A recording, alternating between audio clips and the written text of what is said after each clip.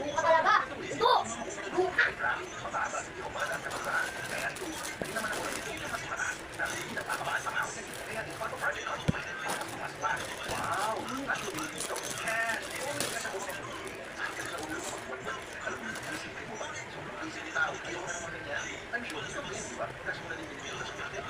Lang to dito.